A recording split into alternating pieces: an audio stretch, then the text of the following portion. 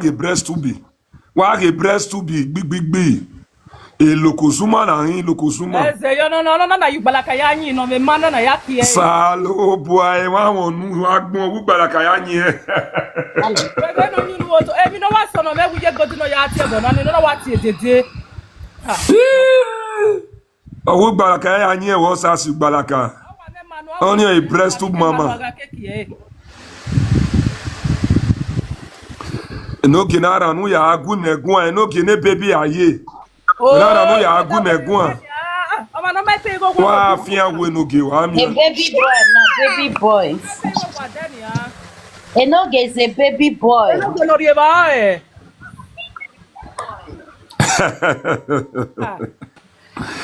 Eden o kan le jọ place o go te gbe wa we there. Mama Laura to so get love. Offend boy, ya Facebook offend boy.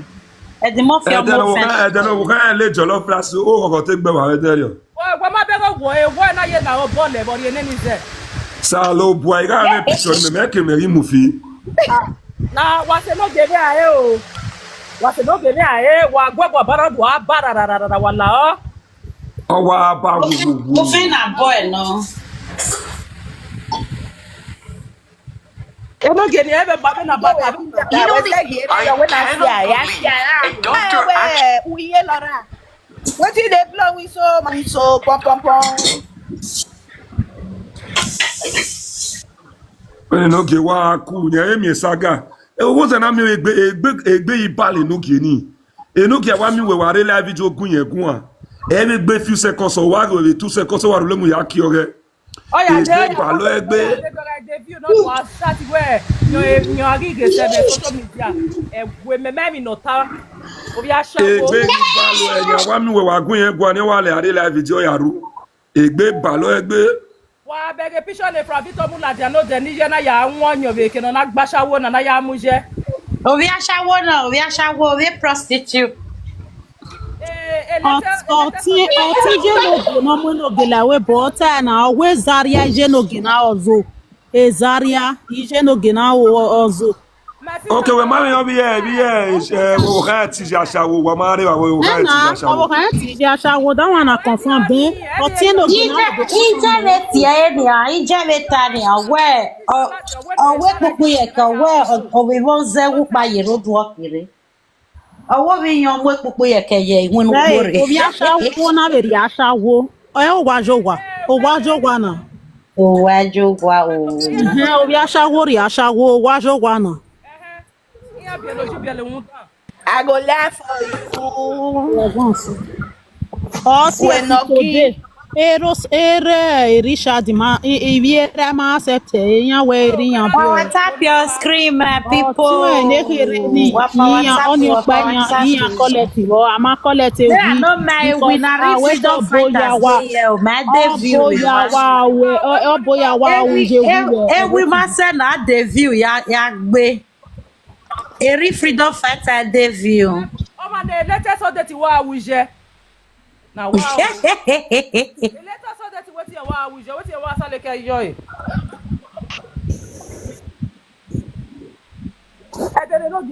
We egbe baluwe de ku we ke pupu yeke.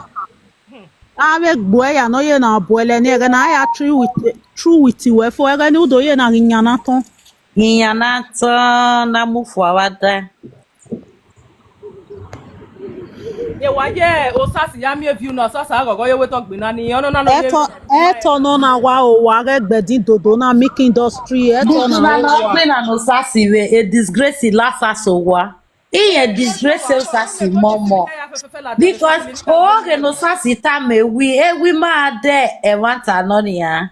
Awe we ma so awe de we do tie boba na ole you lere with TikTok. O we your tag. Eh. O sasi na ono na ye ma mi.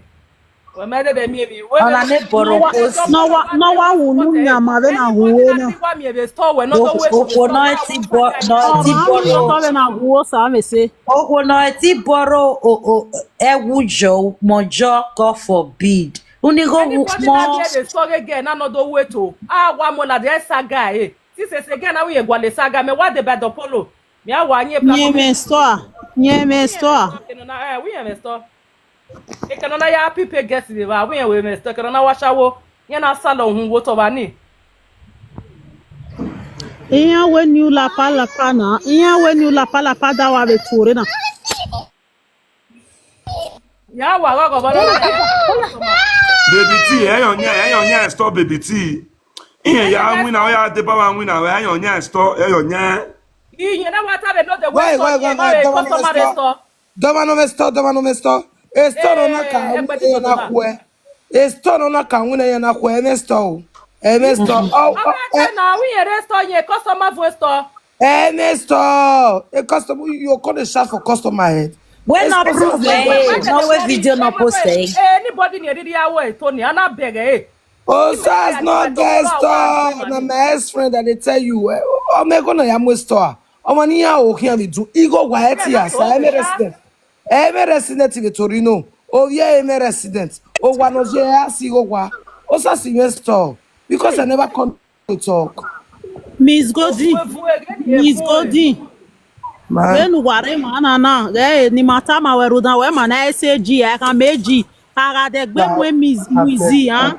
Ana de gbe mu Mhiiz eji ga ma no gwana o en go ma no eso wa no. Tell eji o me stay clear for easy o. Everything go fall out for media o.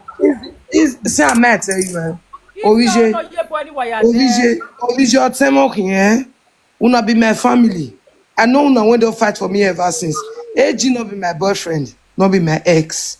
Now my friend, because me and I don't know each other for a very long time. I get so much respect for her. He gets so much respect for me. He don't know the game when Easy use and play. Easy use and play game. And he don't know the game when Easy use and play. You understand me? Wala wo.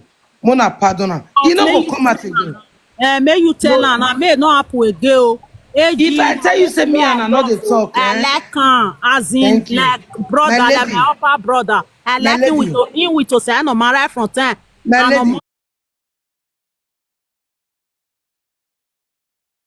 From time. If he boyfriend, I will break up with him. If not anything, I go cut off with him. Not be my boyfriend. He not even know game where they use and play. Now me explain to her say see game where they use you. Because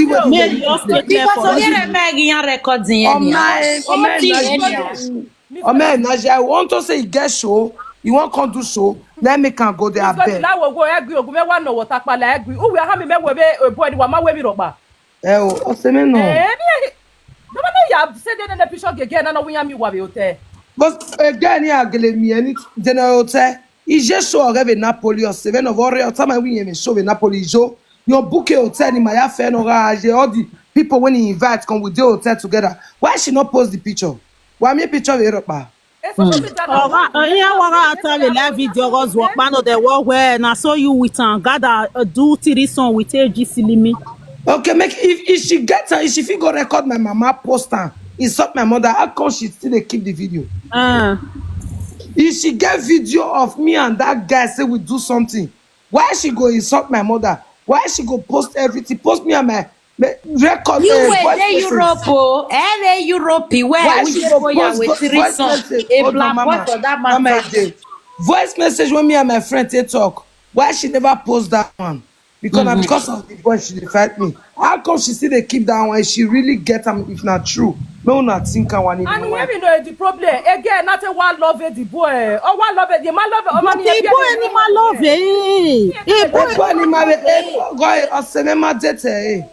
one next stand, you know. One next stand, yeah, no. And that one next stand was 2011 or 2012. One next stand, what? Yes, you were.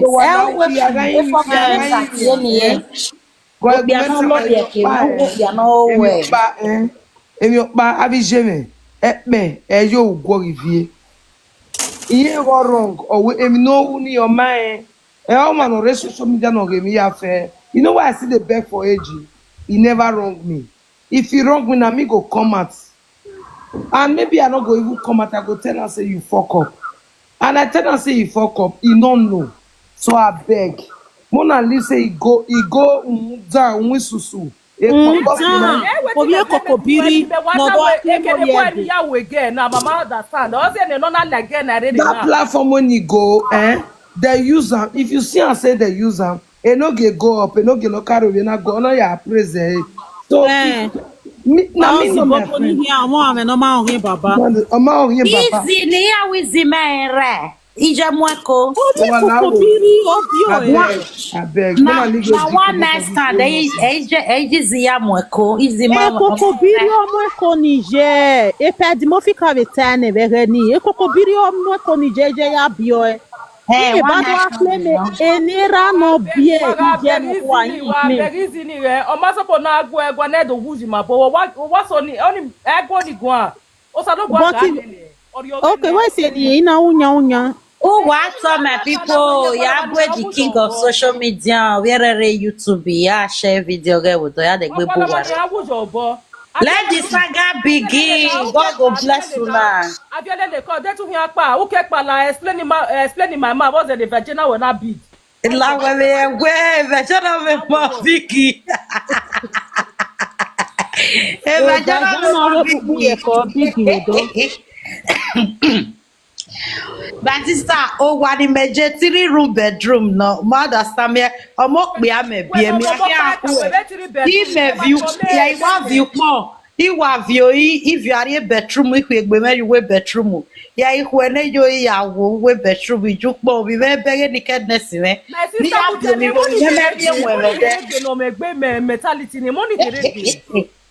Oh, Ivie Emmanuel. Tiye, why are the things? Batista, o ma we ye Jackie or we ye Jackie na you mo we na ya mo panty. Or we mom be ade panty na joya cover vagina na hina. We we me view we nenes marketing wa jana. Why panty jave du view we ni jate bielian ni I bought a Egbe wo we ba dia wa ye panty ya tie boni ya. Yeah, panty tie boni ya so e ke ni na stop vi yan na tun no. Iya ni always tun always public. Oh baba. Ebe mi am ye wa gbon. Eh. Na wa for wire road.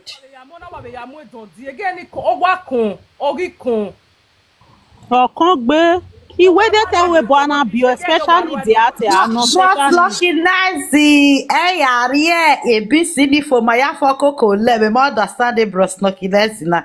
My afoko le BCD. Eh yari fo yen go ganesin. Udo to my ABCD ne Barcelona le we ado ya. ABCD Barcelona le we ado e. We are no well. O ma we na fian ke no ke wa agbe no wo e. Eruwe ya we ni. E Barcelona le de BCD no ge o ke ari wa. Menesi go mo da keke no do down. Wa kami ma ba. No ke memi na tie saga. Oni ami o na tie saga yan le. Ole, o ize de vieux egbe ave wo yen. Say pikin ask why itoto, why is your toto big? I greet you, my brother. Enogi, where me make up pop man. Me again, Enogi, again me pop man for, but me pop man for no yana me every day by this saga. Me why pop man? Where ki me pop man for? Why not a problem? When I was war, Boko we are not aware. Boko we are not aware. I lock it. Eno ya iwe saga fone odo poto odo pokma. Boko ye ke mi ge ya pokma. Eno ge okpoto, eno ge okpokma. O ma na be resident wo wani. Ever resident. When man want me away, I dare you me no carry the children for square. I dare you 1 million times. If not be caught, you will go. If not be caught, you will go. Don't like the nan imagine na. We no be major school pa na ipa we ti gume ya movie me be school. O ma mi, e school ma no bi omo. E government me era no bi nene mo ama e we school kan era no bi money. Egbegi bali no gi. Wa asaga no gi egbe balo egbe. Eri wa Begi balo. Bi akan wa gelegbe no ge wa posi wa matije. Uwa mati je no gi. A baby police no enoge ne baby police. Baby police. No, I had a kid get well. Me is a stress we be talking now stress. E gbe wo we. Awa le guy. Gbe wo we ni. Almost so you won't be a way. When you came with us and my eye were winner for now we no came with us again when I had it. Nya you na che saga. No pay ye da e. Negari ba. For yeah, wana me go ya pay go with money. We man ni go ni e de kini ye sharon na win na ije iwe sharon ije lora win na me go. O win me dai wan o win me go get there yi. O me clan go o me clan. Eh clan we na le clan in the woman. O me clan for no. Aka o sa clan aka o sa clan no aka o sa clan. Igor ere ni ya pay ye oh you My sister a kindergarten 1,000 euro. 1,000 euro never the 15. Aka o sa clan na ye lora ni aka o sa. Avialele. Bene uku ya kajemina. Bene collect kindergarten. Area collect 2 because we winner. O collect 2 by. O collect 2 na. Yes. Muta collect. Eh pay ye lora na cause no ke enwu na ya pay ye lora. E no ke enwu na ya pay ye lora. I matana e special need miro. In ya do pay special need children by. Thank you every month you. Thank you my sister. Boje ye ya u na na mere one flat o ye de lobby. Oh. Abaye la la yan gbegbe gbo ko na. Wo mami vie ni aviole luru, mami vie ni aviole luru. Since 2004. Since 2004 ne ben ya la webo.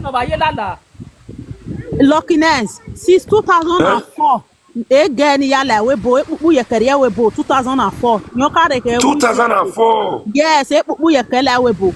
Onu ya na be say 12 years yen je wo la webo 12 years. Ona ya gbasha wo we Denmark.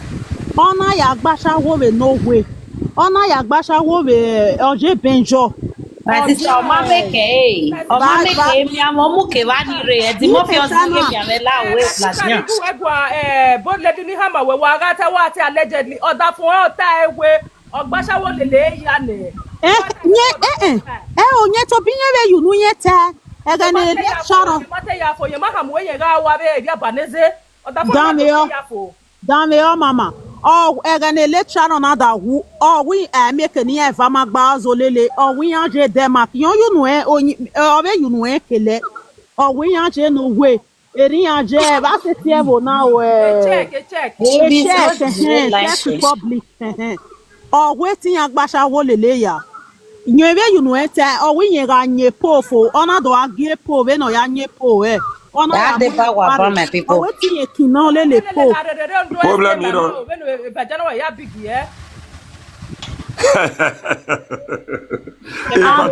Vajana ni we wa muko, vajana ni we wa. We wa muko. Onoro para no me video ni ne we ya gbe pupu ye kan na go police ayuto la magwale video ni. Police. Are you to do at you to Jamie?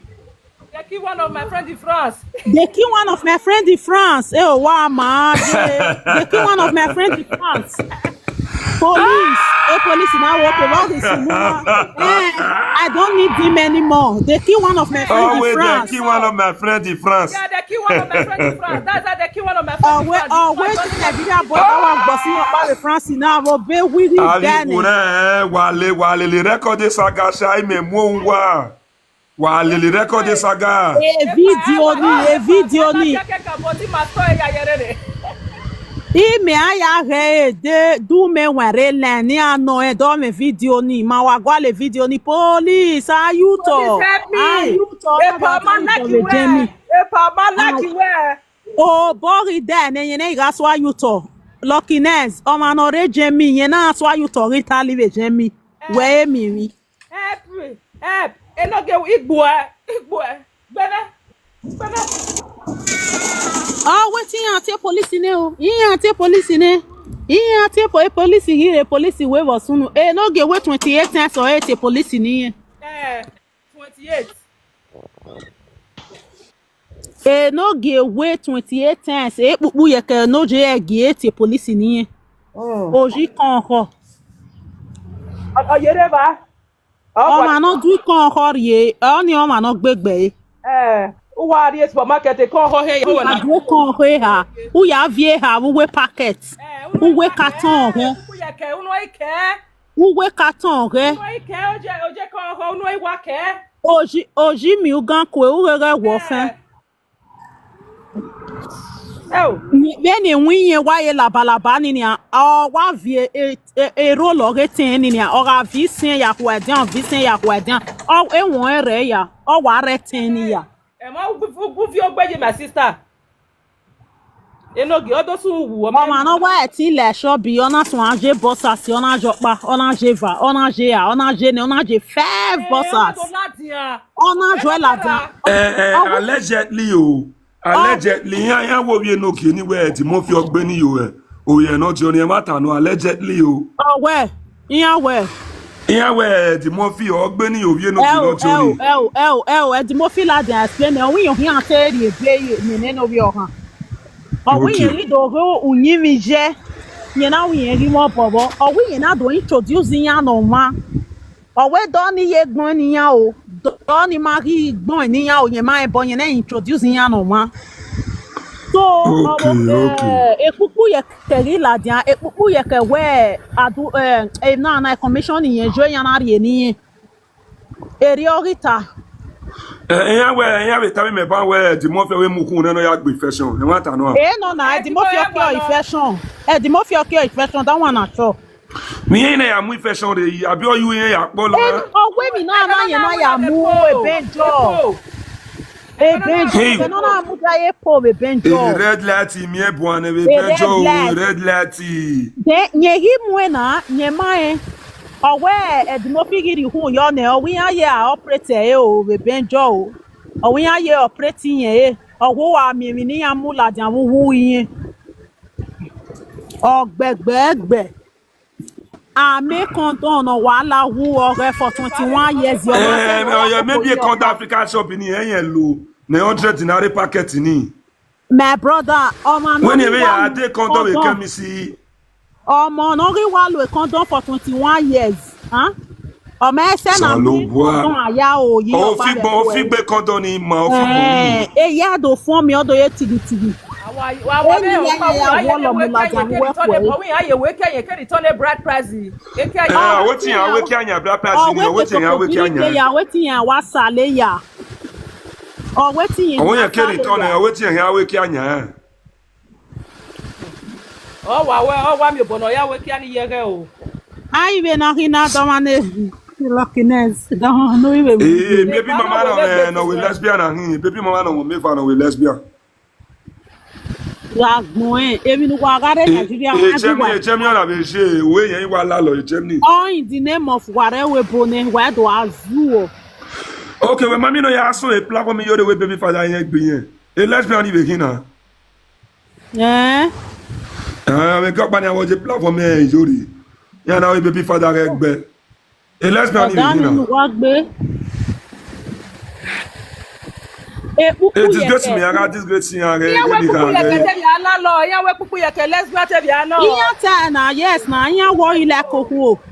Yeah, mama, on a rare platform me yo de we baby father yen ga gbe o ipa baby father on ya we lesbian. No. Igbo mani no go post a video ni ulele. No. Mommy video no ga ta we sigo moda after sigo moda o imo se di ke ga na yin. Ipiti no kwa. Me to yo wa hun. Me o ma no yo ge we saga ide ni ma we bi e. Me yo ge we saga. Me o na to ge ma do me yo ge. O ye na yin ge o ye na yin. O ye mi na yin. Na ge o ye mi na yin. O ya ni fi abi o ku. O ku we ge na o ku ye dress we na o ku ye dress we na o ku. Ge Evi ya no robio kana gbe ipo bia ya hin.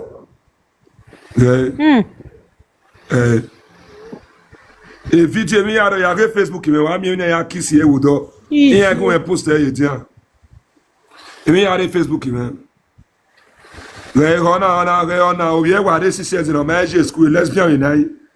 O ye ma la school there 6 years o ye wa je no ma la school there. No, le lona we wow. lesbian ni ala lo, o ya la lo yo we. I might go tell me out. Very any apathy. We me wa ku e kwa ona ise wa ko yin wo wa ya wo na me se ni gori wa de ise wa ko yin wo wa na gwa na. Yo. Gagbo e mo na ge we bo. Hotel ya wa re TV E mo na ge we bo. Oh. Ona no we ge na na wa na wa re ti hin wa oret. Yan mo we mo wa. Hotel yo kan hotel no man in France ero. Ge I pass one on we lesbian you begin here now. Ge incubator pikin. O me 7 months now we lesbian you me 7 months. Wow. Me 7 months. On na re we na wo go, na re we na wo go. We lesbian you. 7 months pikin. Lesbian so you are confused. You are confused. E yan wo go peroni, e yan mo na hospital we go peroni. Nice. Yeah. Religion mon on me va reconnaître sans yoto. Ayi ko ni ya tie bonia. When I know they go lucky platform, that lucky don't get respect for women. I get respect for women. I don't get respect for some women. Some. I don't get respect for some women. Okay. Nothing concern you. Oh, no, why again? Baby father get worried. Tell you, we are sure pure me vana. No, you are lesbian. We are sure pure me vana. Yeah, you are lalo. Your matey with the bit. Yeah, we didn't allow now. You turn all you up the bit. Then you allow. Yeah, we told you up the bit. You get the man, you marry have your no, you're with it. Oh, I you up the bit. Only now you munu yo. Okay. On your way. Ah, wo. Ya we to wege ya wo we ya ga wege wo to. Then ya lalo na o we ga wege. Ya me go wa ya. We me we saga pa enogi pa ma se mi ya ga saga. Enogi o momo enogi hin. Mama gbon. Ge go na family reject ona ne ge. Ona ya reject we social media ge. Ona ya gbe leta yo, un ya gbe leta yo na un. Pa bu jadi kama yo pa, ni kama yo pa di play truth Oga tete ge na di be na family oga yin se ti gbe leta ni. Yes. Family oga yin o me gbe yan o ma dere boy no so ego ya me.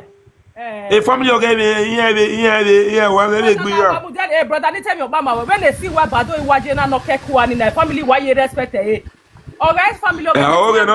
When the day I feel boy, mommy, je macho. Parce que déjà oui, je sais bon. Quand tu continue, Jo. Tu ne crois pas rien. Il mal là. Et mal là na. Soit bateau nous ouais, sun bozo bozo no ina wa to gboloru ore. Me respect ni. Même no solo, même no was no we gbe no wa yari. O te wa mo se o. Ogwo mo color ti no ogwo mo saka uwe mo sia abi we ma de we le de se me no ye ya ma ma mi we le de se. Thank you bros, thank you.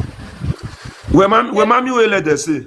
Thank you very much. Mo jade ni taba ni taba yo ba bros lucky ele de se ni you no ma no mo de go to we boss no ona ari platform menwe ona ya tebo ni go menwe ga tebo ni yin na be agi yo na afie badai ona agi ona afie badai to mo de gbo to wanyan odanyan no ya won yo be se set mo ya wo be se road mass yo be se road mass menwe na ha ma we no bu ye bia na hu we ore video ore phone ore ona wa bi agi yo ona the comment section no video le de se ni o we gbe yen video face ore ba Anyo no na anyo. Because you wanyo ne be there yin ga bi e. Yes na. Ni ma yin na riu. Ni gane ye ma yin na riu na. Ole kankan I bi ka ya no fi ode webu. E baby father ga mie ya. E le de se no we ge ni e. O yo kan ye le webu e baby father yin ye.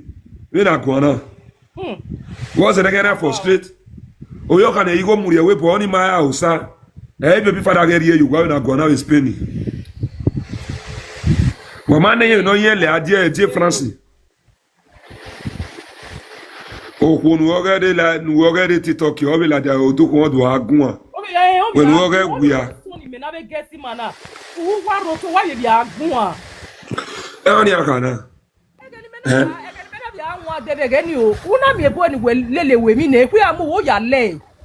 Okay. Ni ya eti melody noro we ami uwo ni bararara. We ami we. Iwa je na be get so he do 7 year ya we ni pia without a form of shame. Ay Jesus. No, me Saba we say we. E get as be me ibe mountain no ko. Ebu pani anu si wa mi. Deni ati ebu eni wa mu ekiafo abi mo no ya record e ke ebu eni salobua. Ebu eni te make no ni kiri wo. Ano. Ebu pa no mo bozu o be TikTok. Ebu eni wa mu ekiafo wa record yi. E father. We are my father, my sister. Father, wa mu ekiafo a. Ebi me no bore father ni. Ebu eni wa nwina. O wa mi kore. Me no say no was o wa vie. Iya wa record dey for to ebu eni wa mu ekiafo. We are me character ye tupu. Wa mu ekiafo a. God abeg o. Also poni a block me ni a block a black happy na ni a block na everybody. Me na we no gieje ni gwa we me ne happy. We me pun gbe TikTok na. God abeg.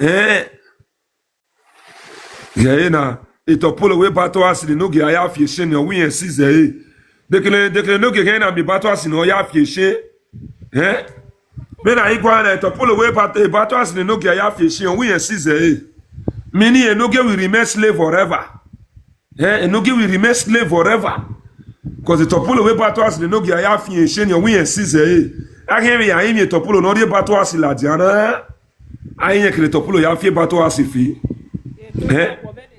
Bato asina ya fi sheni ni no ge make na pa slavery o wa we size ahiri ya imi topolo no ri bato asila jana salubo agwa mi dan no ge wi 40 years in Europe ama win na yo bowu igunu wa kwa Facebook me men wa ya I don't know the men wa yini ni go yawu happy. O ma ka yo bo ha. Ya ga tie pa, ni apo ewa, o wa gogo yo. Ni e wa ya tie pa yen me wa bie. Yen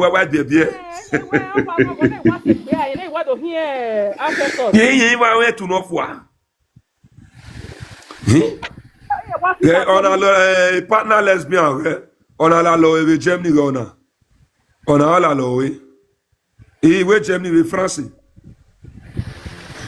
Ijawo keria wagawo keria gae oje yawu were se ni ku emu edede no gbe love gae gere se wa gere se gae we no gbe awon no to lucy gae wa gere se orun o asawo wa gere se supu no a after 4 children pa we agbe love after 4 children pa we agbe love re se Eze yo edede komo la wa eku emu. Eba to gbe lovey. After 4 grown up children, pa we agbe lovey. Sister DNA agbe love o. Wa do sister DNA agbe lovey. Sister DNA ge o bararara ge. O ba popo ge. Ya yo ba ya bla. Ge. We reni e ba e popo. E dede dan ge na e dede dan. E tete no so iro. E baby T we sika phone we me yen we ta se Iwo give let them say na hina. We wa ge o ba wo o sabi osigbo na me gog the woman you na me you dey call in may you look where they show you no we get no bad ge saga e fo obi me no retreat no surrender. No retreat, no surrender. Ge wa gere se. Ge ga la chisi. We wa go yo kan mu obo. Ala chi na. We go yo kan mu obo ko no me 4 children e no ge no so ami we wa pa obi opia na olele we no ge we wa azu we ba sie sharo eti amam we ba mu sie lora eti amamu we wa azu wa. O si ohia mu la. We ba sie lora edo pia we mamula wa. Osi ohia mu la wa won ebe iyan ni yakwa awo bobo hiyan. When ozu wa ni. All we wa get na 4 children wa men 4 grown up children. All men the boy na mu la wa na. We are mumu wani. They mumu for there. O wa se Wa no school wa no gi. no ge onene. O wi no ge mato, no ge onene. No ge forest. Yeah. O ko no me for children enyo gbo le gbe love na ge oye kise. We wa asu o wa no gi. They mumu. They mumu yourself me say nobody go carry you. Nobody go carry you. They play no gi na Europe we dey. If they are not single or put some way bonnet, they are not single. They play for them. You marry ye Lora la wa your eye go need for head. Pass your here wari ela o wa si o e. We no so ani. Ani ye Lora no like e kia wu. Ya woni e kiro ni mi ona ri. E wa sa lo e. Okay ya ri o transform e yo. We no pa. Gay, 4 children. And I tell you sagiyan for be me o ma gbe me wa re TikTok na me si wa unless I die. Iya be bua pa. Merci wa. They no rich. O da ye keni ana ge moto e city ne ya na je keni ana ge moto. Okay. Fellow Nigeria. E get wetin one woman tell me o. Una when they go Nigeria una document. Una dey go dey keep am for bank o. Una go dey o shall be say me alawa gas. You here say me gas me dey tell me alawa me wa I'm an orphan. My lawa we not the lawa. Me na orphan I no gas. Na street with them me no gas. Tama we not the lawa. Me no wa lawa. Abi, that do No wa lawa. We ma imo wa na ma Adam magaji. Pata no me obi ma hebi na na. Adam anje marada. Why kamaka wa na la. Abi ma wa manala. We gas, we not gas. Me carry me enter house now, me go dey add bread now. Good afternoon. Me carry me enter house, me go dey add bread. Come ask me, add bread. I'll give you the other. Me you go dey add bread. Yeah, now good afternoon. Mommy is. Yeah, I hear you. You fit explain to us why your vagina big?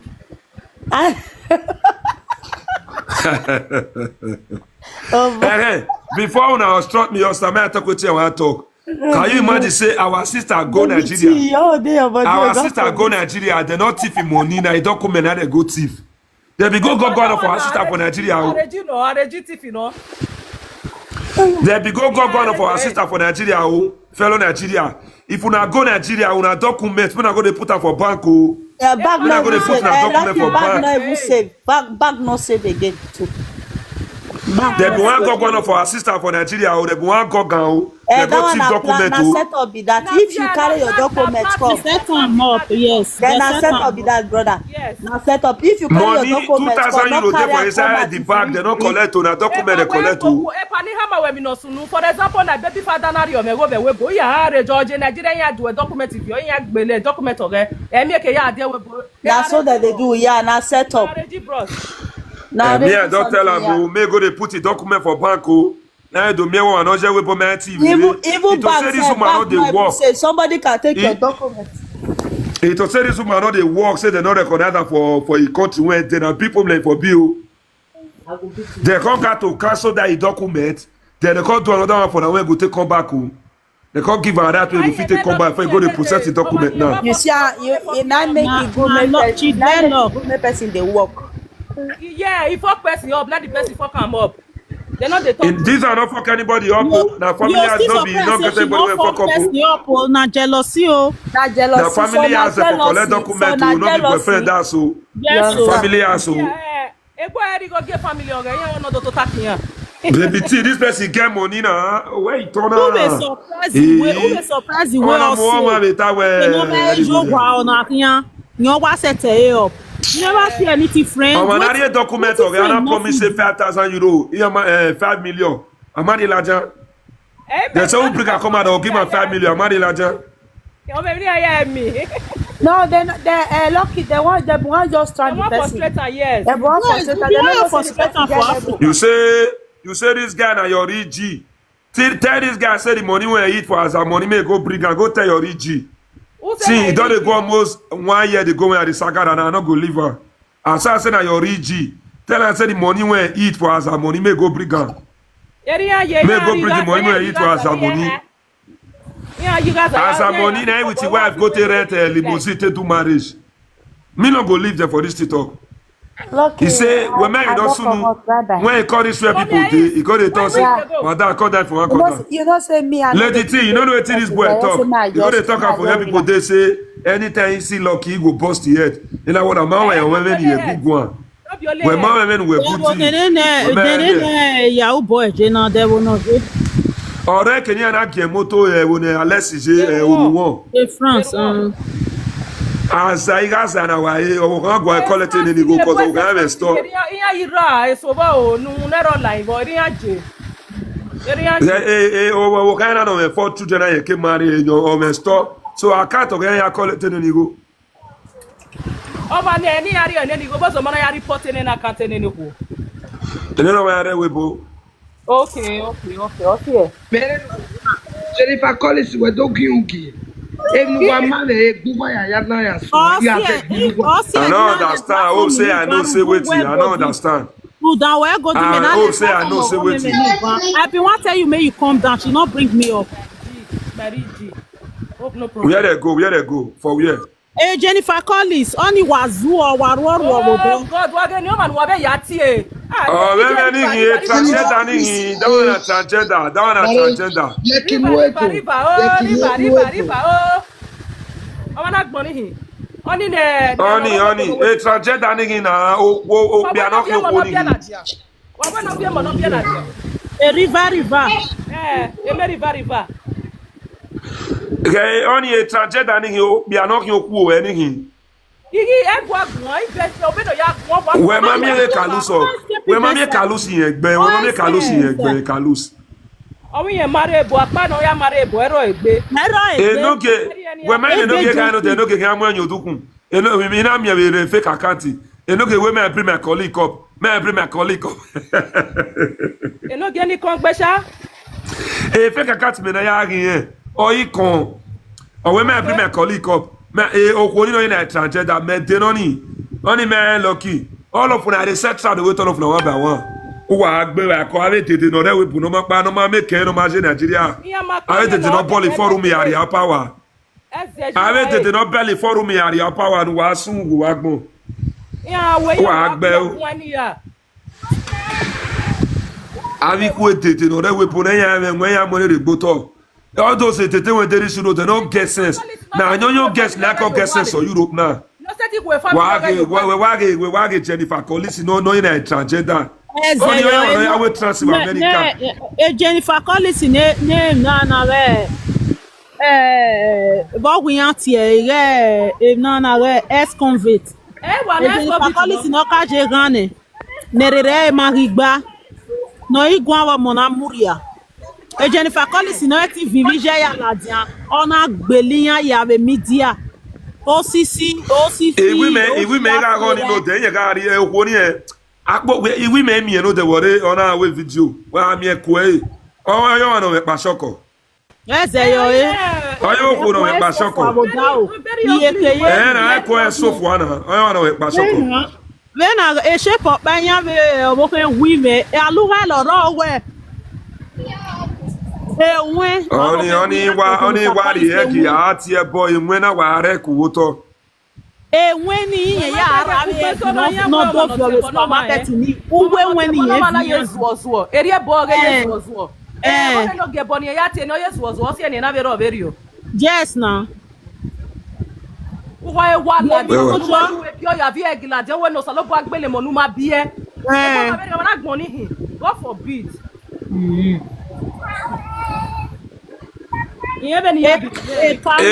Jennifer Collins no ye na obia me are kero ko ni je ki me ti don baba gba mi tan ki me don ko owo ni awo bia me ya ye Jennifer Collins awo bia me ya wuwe awo bia oh ye na special needs ye na special child Jennifer Collins when we no see we are Nigeria yeah mo go I mean special child very Jennifer Collins ni special child no na it's okay. When they Nigeria, they my good environment, all those healthy. One different in the thing. Also, no show do. Already Jennifer Marcus, no show. A special charge, I got Yeah, what if you wish it? Blah blah blah. Oh, one no no musa you. Yeah, what if you wish it? No turn you know. Me make any area. You make it. I didn't know what I will man or here. I will man or here, boy. Will not dinner bomb my boy. But that Bros, agbomeso ije Lady Felicia organo. I will Lady Felicia, I remember on you. Ija Lady Felicia mama vitali o vivi je ya le we botu flat. Mama on you na gbe na gboga me agbe. O ize mwera re we bora na do am Italian passport Irake wu. Italian passport. Even na gboga me agbe. No yari ebo tabakino. So wo ebo tabakino yari ebo tabakino. Oni na ba ove na gbonwe masha station e ya he na e jeep na odo e demu yo bona. We go si obo ke wi ga no yan ka gba run things. Obo ke wi ma mi gbo e. O ma me gbe life ni no ni live. What's the next one? I mwepo no kiaki game with tabaki store. No kiaki game with beta bien Papa Giro. Ni ari ebe na.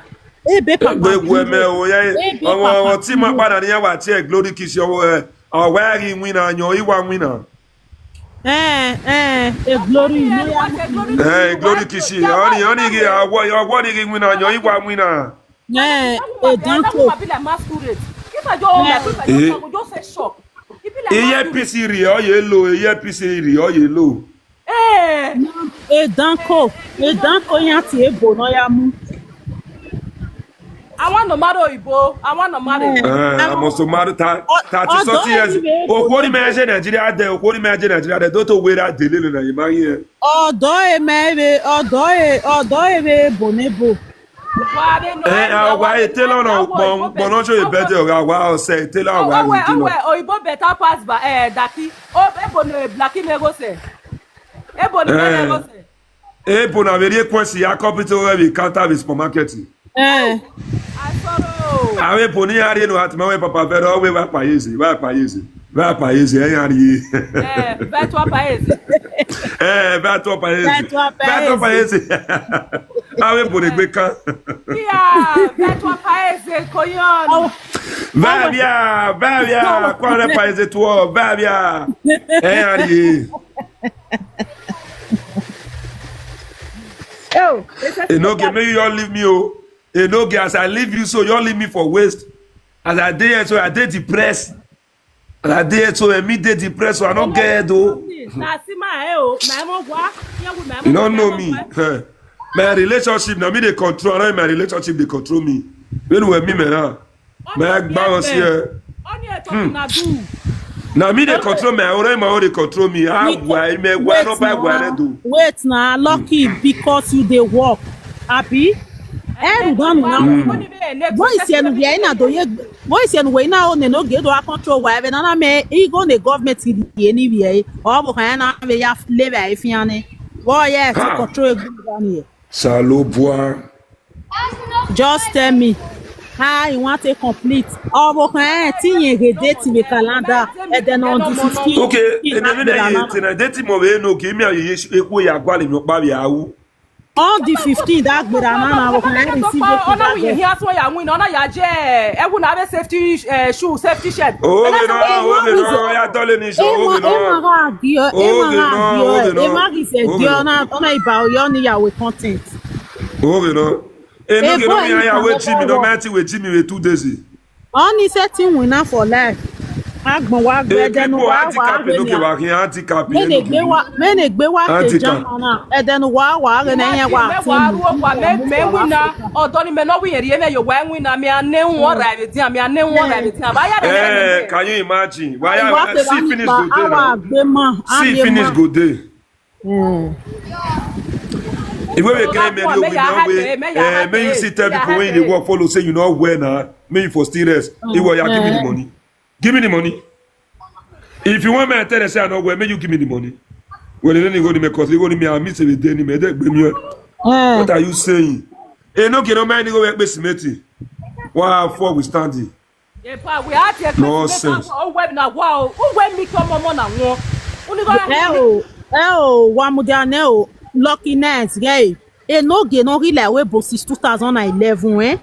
Otio eme 1 million account ide. Orire na ave le dimonica ave e fan sorena do donate 3.2 nena. Otio na do rie fon call ewe. Uwe hi ya we rishwasia. 3.2 million kekan o. Since 2011, mini that boy not defeat they get 500,000 for account. Since 2011, a boy ni any 500,000 kekan account. E ke no tue na tie be me 3 million no ma 7 yawe. No David no gba bo wa na o. Demi ati oni e bo wa ga wa tie ties. Eh? Be me 3.2 million na wa tie get ties wo wa. Every time we wa ina wo clear when we penta. Ina wo ku clear ni go agreement. Me a pay agreement ni no gedo we una obowe. Eye mami ina wo ke me a pay an agreement. Oku clear go apet to wa we ya. Oga yawe ona yawe una do man he ga re TikTok mumu re TikTok. A he ga so re TikTok. E boy ni ah.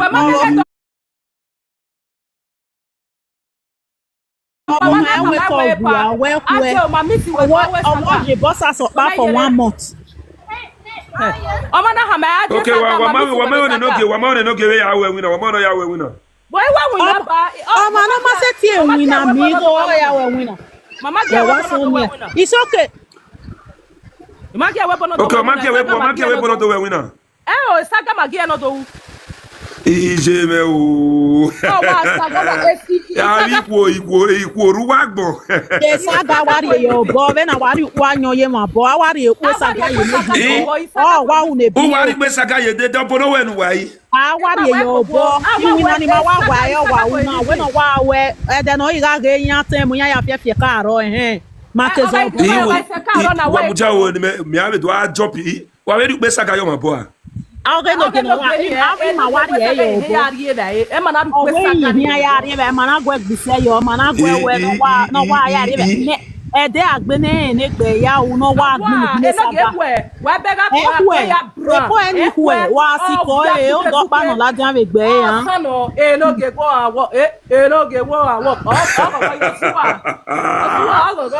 me we we saga me do mi ko no we saga se me. What we saga no go bo where on na iwu na we wa no van me no keke me boy atole gbe we wa agwa isaga fo unu jan o no tie no ge no dey period de gbe carry dagbo isaga fo unu jan o wa la kian okay ya hu period wa la kian o wi yen wa o ge nu to tawe no de ni period we de gbe fian we dagbo we o wi yen wa ti su age isaga de gbo fo egbo okay ya hu no agwa pe yo awologe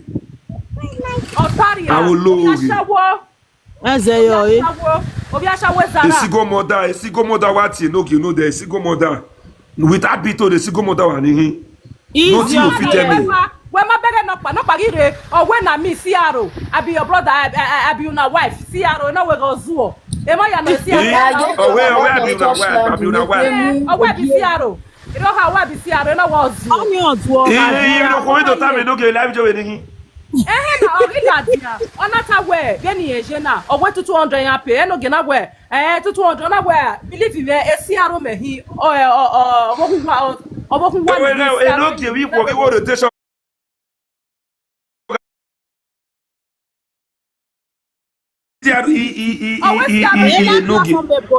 Mela platform o si eni me because ya la baby tie wata we tami me na we Ciaro yen hin em no ta no do we Ciaro yen hin na wo guy Ciaro Ciaro kele no o we Ciaro e mo ta o ya wo ni o ta we Ciaro yen hin Ciaro abi Ciaro ki we Ciaro yen hin what we ti toge me no kira we Ciaro yen hin we ti toge we Ciaro yen no teva we gbebe na ye ya here na no ge an wa ha because e water bomb no ge ya mo no ge na so regret no ge wa ji na you nu o ko do ata me no ge we TikTok we Ciaro yen hin we me no so no kinezi we me walking ma wala hina Luckiness. Oh man, no ya bama ye, no ya ye what a baba bame because na vena guana ejama fiari in Nigeria. You don't mean it. Allegedly, oh. Allegedly. Oh warowa. Oh subu. What I Ya ve where you wa. Oh subu. no give what or guy want to know, but no give what see many ye can. They tell you. Ya ve where we wa.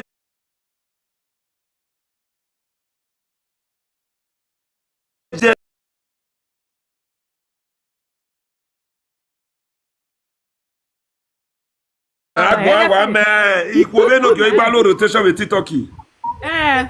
Imagine.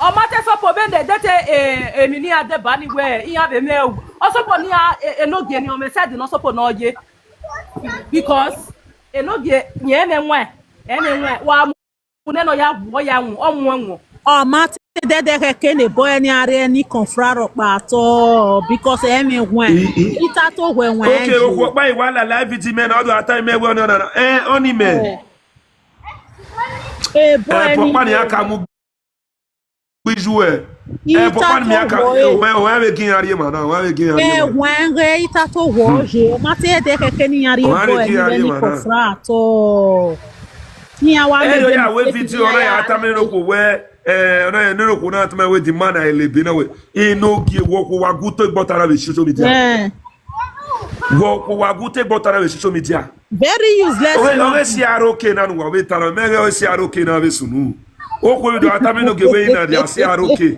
oh we si aroke sto no abi si aroke vamos oh we si aro yan hi o allegedly oh we si aroke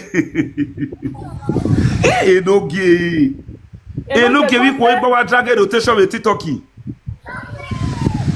yo we no kina we ata we na wa wife be this na wa wife be this oh body adogo and they find my brother they say woman don't go tell no get say na see aroke ina see aroke he say na see aroke ije nogie na kon gbe inu gina ko no do time no ge we I no feel like to you na me na see aroke na me na see aroke na o we set it to go we see aro ye see aroke see aro pa lucky we pa ye le ya fi omo be school ogun to gbe no gede mi na gbo ama we gbe me you egbe your turn na who shall be say all these women there be problem my brother oh he say ina see aroke nye ti to ge me no ge we see aroke yin aro ko ne wa do alo rotation be chocho mi de wa do alo rotation chocho mi dia pa mi ko ne wa rotation so bia we now women who call no rotation pass men now for social media o we na see aroke ye ti to ge see aroke yin enoke wa agogo enoke no tell enoke wa agogo what we see aroke enoke wa agogo oh where be una wife ta lo bo agboya ri maro we a na madam everybody dey marry you madam everybody mi no get dot for this people sha o ko we do ale no get rotation class with TikTok we na see aroke a mistake yan wa ya go anyone dey down mistake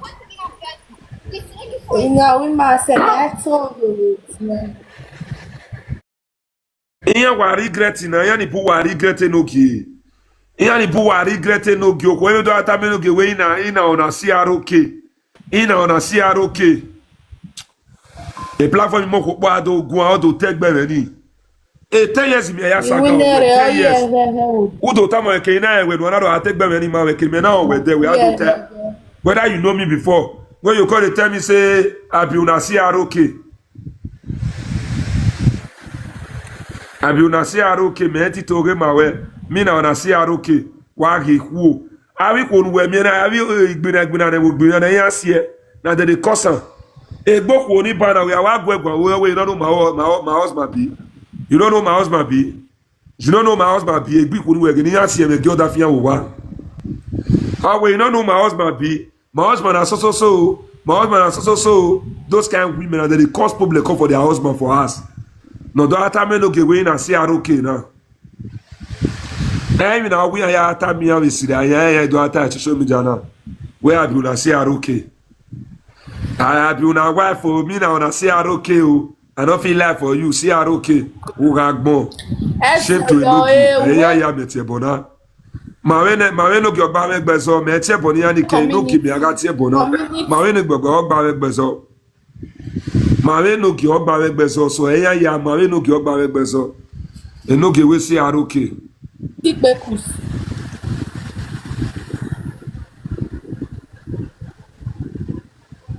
Lucky nice, very problem. No, say, No, bro, I agree. why are you fighting for Goldie? You know why they fight for Goldie? I agree. You hear me? Hey, bros. I hear you. I agree with you. I beg. Hey, bros. I've been one ask question about this woman Okay. who did your scream. So, I beg.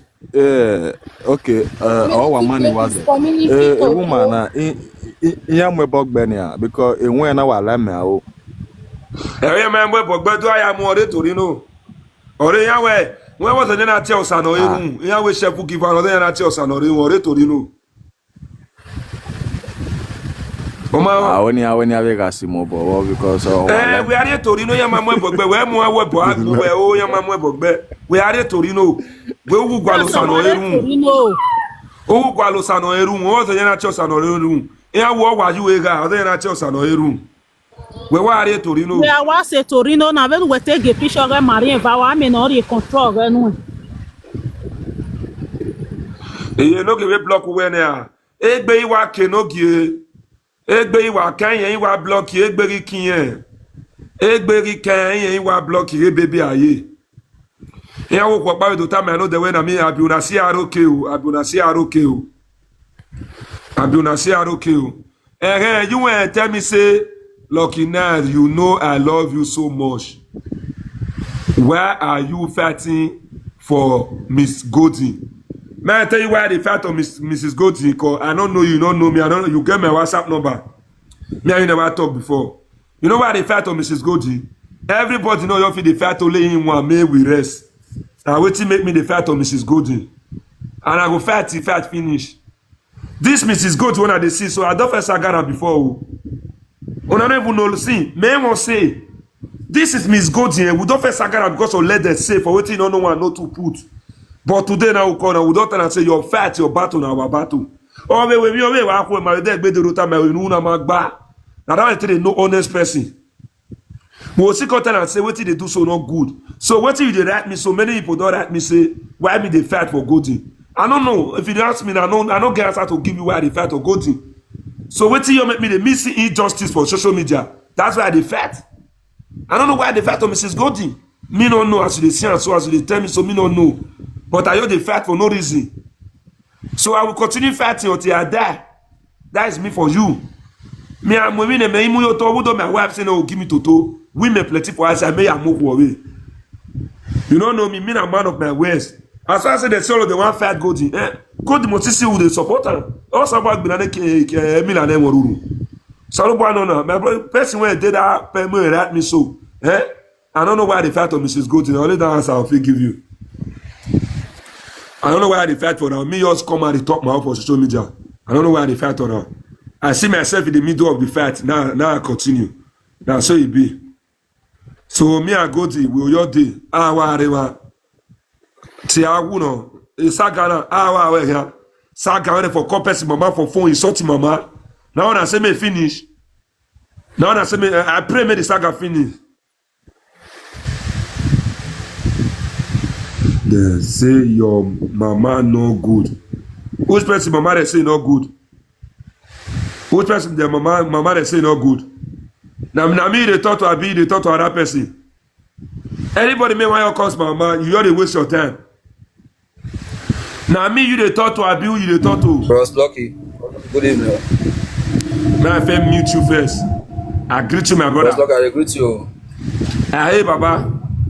Bros lucky, all this one you ask you question, and at the starting of the saga, now the starting. Saga never start. They don't even know. What you be the expect? More you give a chance. More you give.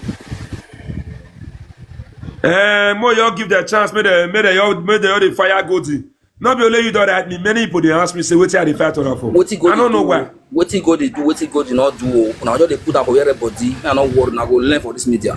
Now you pack. No, you just pack it is come up for Facebook. You just continue talk on the warriors. You go here. It's just cut. They just cut it talk on the commit nuisance.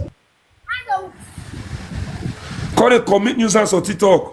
Just go look and know your face now. Just the black by four. Just the wrinkle. Man, just the wrinkle. The saga one killer. You don't know what you want to again. The saga one killer. They missed up the top. They missed up talk when the saga one killer. You know talk again. Mama trying to picture me go put. You know say a woman fine. No, I ask you question. Wait, I ask you question. You not reply me. I saw you dey talk. Don't be you are the talk to. Don't mute me, I beg. Like no, you go up here. Don't give mama, I beg. Don't mute me, I beg. I ask you so you dey talk. You know answer that way. Okay, don't vex, I beg. You just send this mugu. Send they go the cost person mama for us. This mugu you open my down so. Don't send get when go the stop person mama. Person mama be say you go better pass mama 10 times. Don't worry, Lucky, mona rest on this saga na no let you know give saga go the way. Mona rest on this saga na let you know give no saga go. We no go rest. Now na make you know give no saga go the way. Why we go rest? We no go rest. Saga we go. You say go to call your wife. Go to call your wife. Now good thing now you they do now go to call your wife. See, wait, may I even tell you? May I tell you? May you see this photo they tell you? You see that go to call your wife where they talk so? Go to still call them for WhatsApp beg am. If they get me so, after that time, now go because he call them for WhatsApp again, tell and say, "Pa no vex, so he can't beg am. He can't say he don't rest." Can you imagine? Go because he can't say this guy don't rest. This guy can't leave all these people. Woman, when if you can't tell, woman, when if you can't talk about show me like the say you too big. Now you no go talk. Now you no go talk. What you go to tell her? Forget all those things. Woman, when if you can't talk as it we have 5 bosses for shop. Take Tiffan. Oh yeah.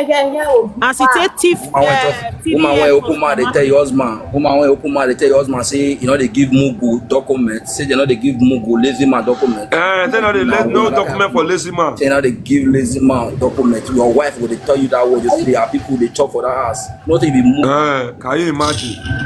You go see it. You go bash grow. You go bash.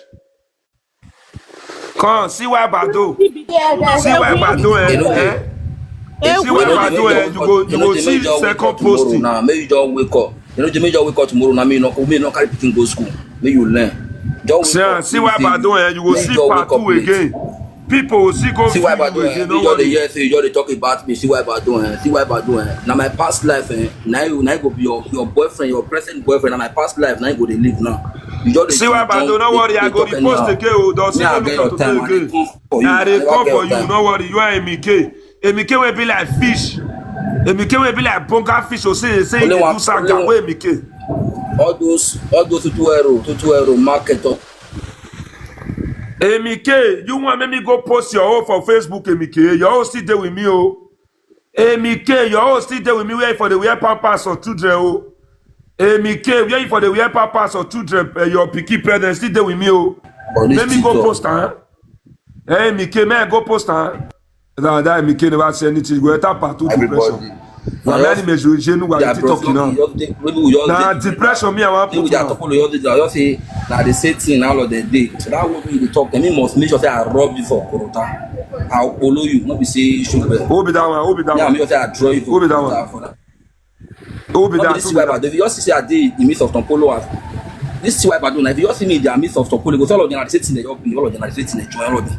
This is why I do when no reach fly. When no reach fly. No, Chris Percy. Nah, Shebu giver be that one. Nah, Shebu giver.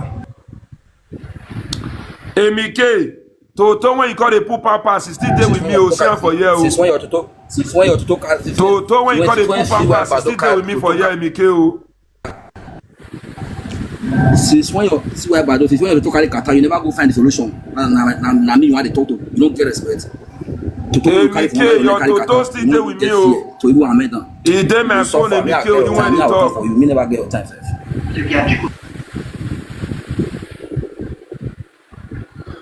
Mike when be say he baby father dey for prison and he baby father guy and I call the fucker. I mean they talk to. You when be say your baby father dey prison, your guy, your baby father guy and I call the fuck you. At the end, Mike they talk say my bro I call the beg and say me try to see why. My bro Arab money the beg if me just to see why. Arab money go ask about me. You go hear word, me go be just follow you. You go call your boyfriend. Mike when be say he baby father dey prison and now this thing go to and he baby father guy call the fucking Mickey.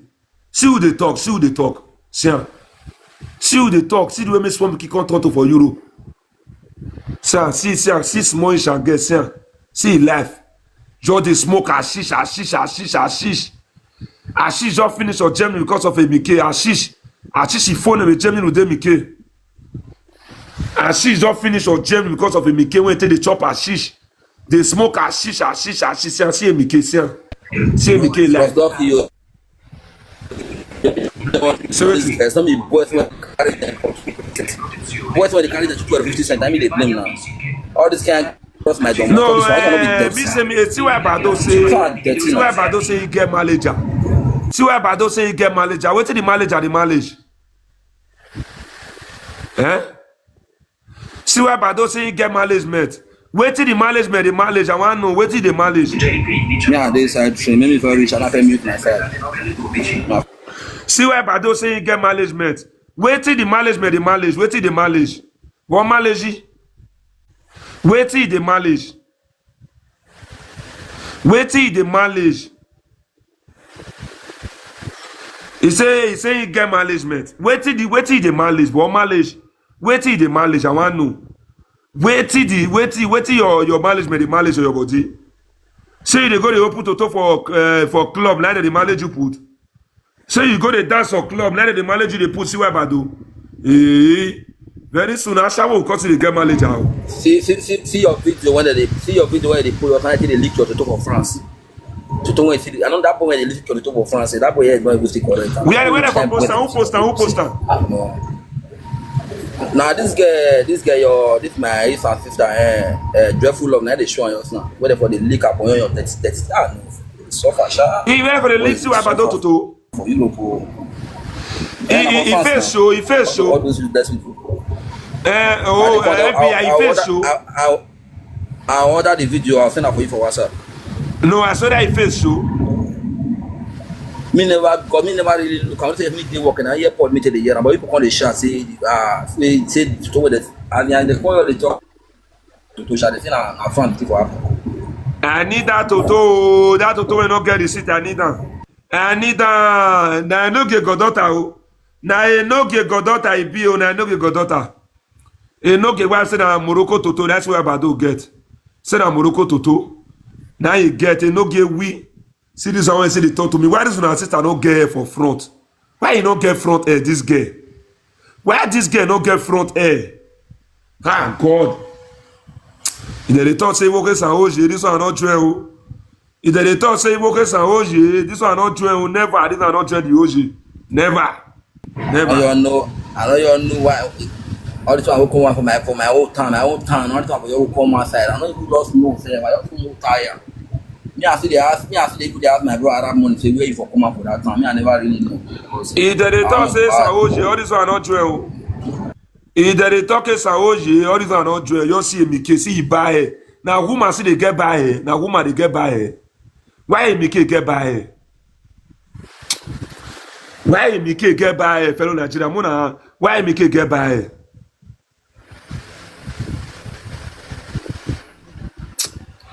No, don't worry. No, give me some more chance. That's when I see the other club or two. That's when I see the other club or two. Every season will talk to me. No. Mike, don't worry, Mike. Now I'm going to focus on your saga now, Mike. Now I'm going to focus on your saga, Mike. Now. Big why I see you rub something for your face. I go post you for my story. Big why I see you rub something for your face like Willy. I post it for my story. I posted for my story, big wa. Over this person where they answer lucky so. I see you for EC live video, big wa. I go posting for my story with your willy face. Me, I not go leave all of them for this TikTok. This If any of them do video, I go post them for story. This was also but lucky, you know that music when they say, "Iye meri bumuti." Away Yemeni, Oh, no, me, Now this because as they say, now this because as they say, they call it tell good. They say, be careful for this osas. They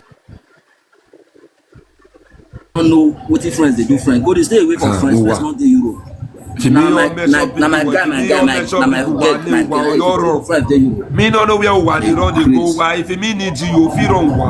Just I go your mention your just Tozo when get. Why you go feel wrong? Just Tozo when get carried for hand. Tozo. Now go suffer. And that's when I say go the match and not go let you rest. When I'm on suffer. That woman when come for the live yesterday. If period start to the rush, you no go stop again. That woman. If period no go stop to the rush.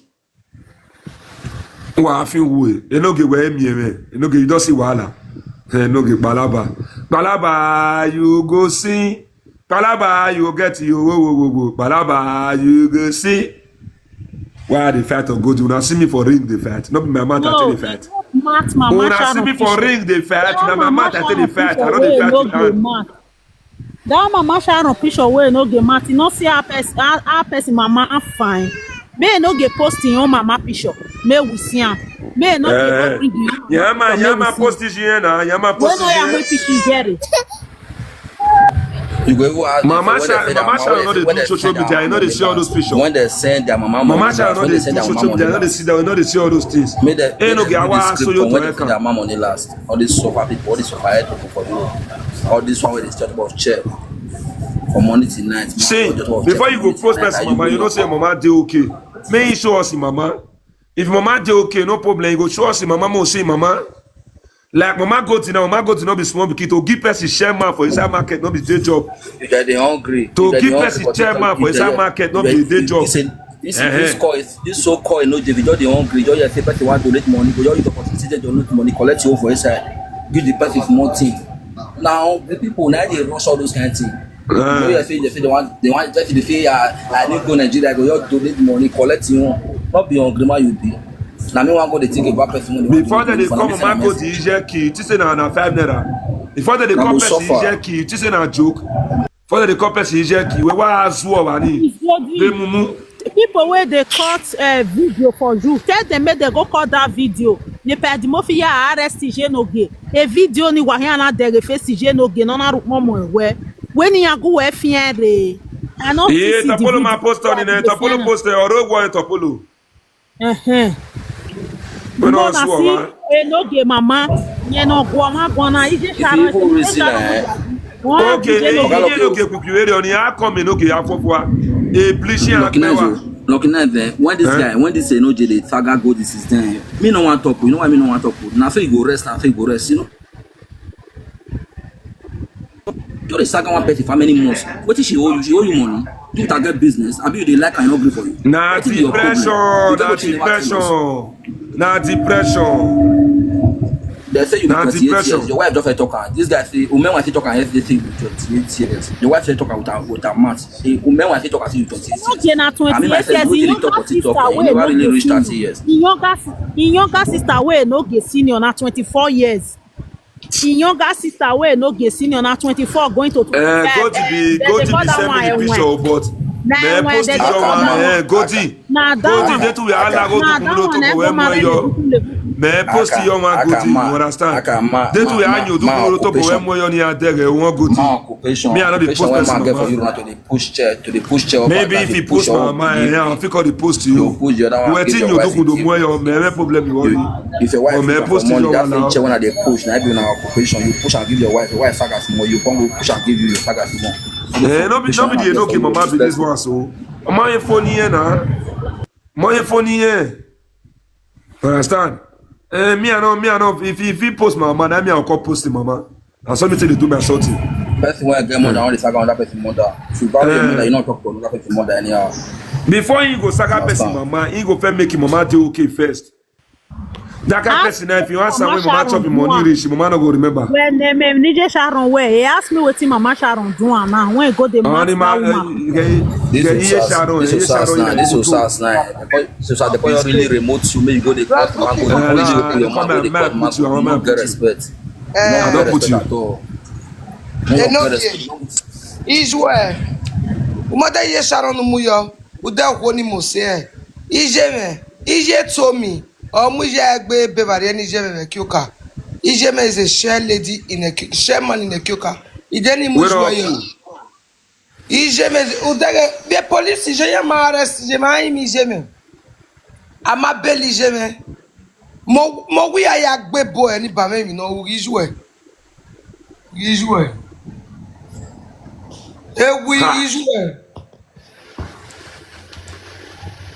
Ewi, look at your mother. Ọ̀nà mo se gbe ní pé kedi na agbon abo danyo. O wi me na we se. Mi e ko fi pon won boy. Other toilet ya de ogun abo dan de ni pe the record. Abi ti e ya opon no wa. O ke toilet di ere police ya gwe mu dia. Go di pe the video. Ideni pe the video Neno ko wa ko pa no ya opon na we big man. Edeni ya seki. Iye ma mu je me ma rest je me ma copy je me. Ama be beli je me. Ije mo we to boy we akin. Enogie. Ijo na agun abo dan yan we jo le keke. Ka oye san yan we jo akin but yan ru da we mo bog bi san. Pe we me bi ru do bi o mo we nu je. Enogie look at your mother. You want the bully person mama. Goy. Then it's on the